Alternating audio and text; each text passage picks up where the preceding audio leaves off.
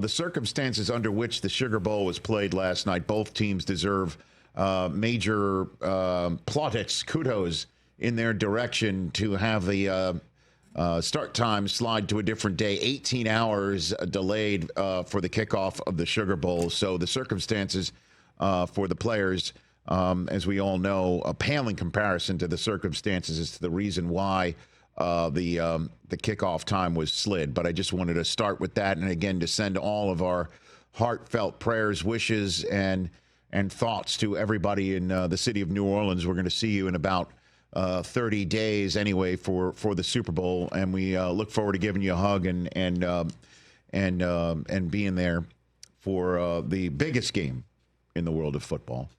Last night's Sugar Bowl. Notre Dame plays a physical, aggressive game of football. Marcus Freeman is built a paint-swapping team that is well coached and can come downhill and hit you, and they play smart. They're situationally smart. And what they also are, in having beaten Georgia, is a semifinal team in the first ever 12-team college football playoff system.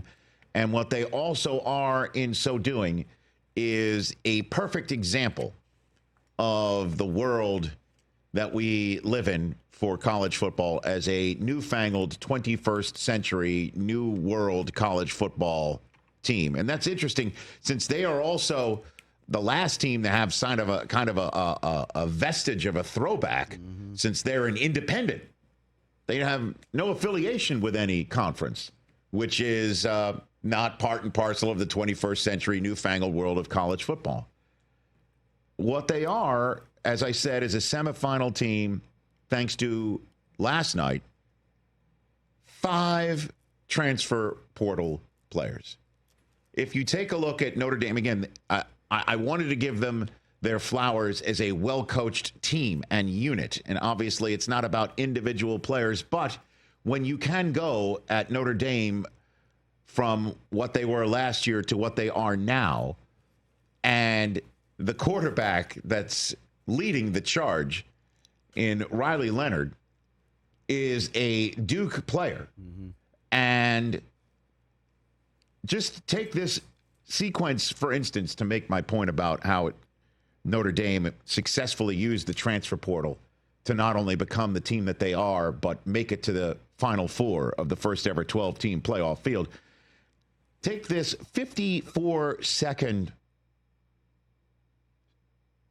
sequence from last night's Sugar Bowl. This game is clearly a defensive battle with Gunnar Stockton, the backup quarterback for Georgia, showing that he's the backup quarterback for Georgia. And it's a 3-3 game. Notre Dame slogs its way down the field. Mitch Jeter kicks a 48-yard field goal, his second of the game. He's a transfer from South Carolina. And then Notre Dame kicks the ball off. Georgia decides to, with half a minute left on the clock, and even though their young quarterback has not shown much of an ability to move the football, I don't blame Kirby Smart for saying, let's try and make some hay here. Clearly, it's a defensive battle. You could sneak 3 through the uprights before the end of the half with Notre Dame starting the second half with the football. You give it a shot. Even if this kid has not shown very much, you never know. One play, boom, you're in field goal position. Instead, disaster happens. R.J. Oben sacks Gunnar Stockton. R.J. Oben was Riley Leonard's teammate on Duke last year. And the kid had 0 sacks for Notre Dame this year until this moment. Wow. Go figure that. And with 33 seconds left in the half, Notre Dame has the ball deep in Georgia's end. And what do they do on the next snap? Riley Leonard of Duke from last year throws over the middle to Bo Collins, a transfer from Clemson. Touchdown. Extra point kicked by the transfer from South Carolina, Mitch Jeter. And then, after what felt like the usual 15-year-long halftime for college football because we got to have the pageantry and then, I don't know, were there people, I didn't watch, were there people shoving, shovel, chest passing footballs through a soda can? I did not watch halftime. Okay. No. After that, kickoff, Jaden Harrison, a transfer from Marshall. Peace. Turns into the 21st century of Rocket Ishmael and returns it 98 yards for a touchdown to open the second half. Longest touchdown return in the history of Notre Dame postseason football. Second longest in the history of the Sugar Bowl.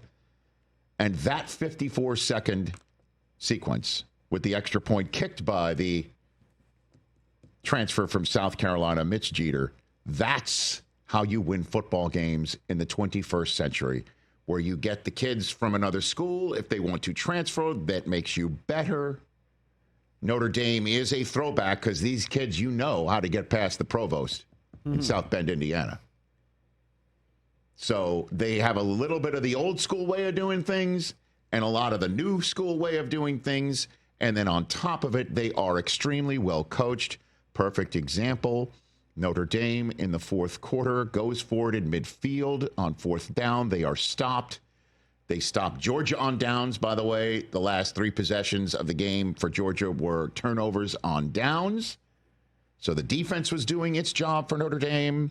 And after Notre Dame goes for it, as I mentioned, on their own 50 and don't go for it, they wind up pulling a little bit of a trickeration on their next possession in their own end. Let me get this actual marking of the, let me get this correct. This was at the top of the fourth quarter. Notre Dame sends its, in the third quarter, pardon me, Notre Dame sends its punt unit out. Timeout is called by Notre Dame. Then what ends up happening is they put their offense back out there. Georgia jumps off sides. Notre Dame gets to keep the ball.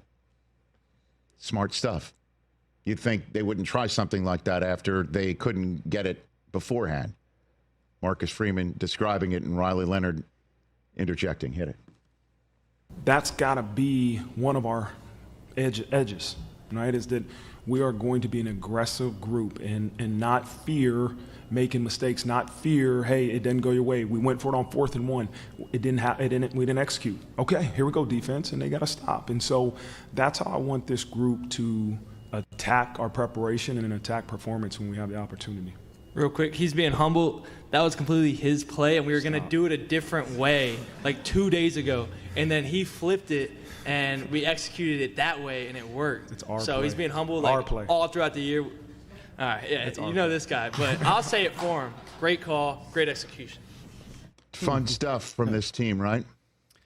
Someone needs to make Marcus Freeman an NFL head coach. Well, you want him now? It's kind of funny because, you know where he went to school, right, Marcus Freeman? I don't. He went to Ohio State. Oh, interesting. And that's all I heard from a bunch of Buckeye fans after the aftermath of November 30th. That's one of our guys. Maybe we should get him. But that, as you know, ship has sailed because now everything's all hunky-dory in Columbus, Ohio. Yeah, but you just got to be wondering what a certain friend of the program, to be straight up, is sitting there on the campus of Baton Rouge right now. Because don't forget, this guy kind of got thrust into the gig because Brian Kelly left for LSU and shocked a bunch of people in so doing. And look at what he has done with the opportunity. And that's got to resonate with his kids. Like, when I tell you, kids, about opportunities and what you can make of it, he's leading by a shining example. So kudos to Notre Dame. Moving on, Georgia out. Catch the Rich Eisen Show every single day on the Roku channel, 12 to 3 Eastern, for free.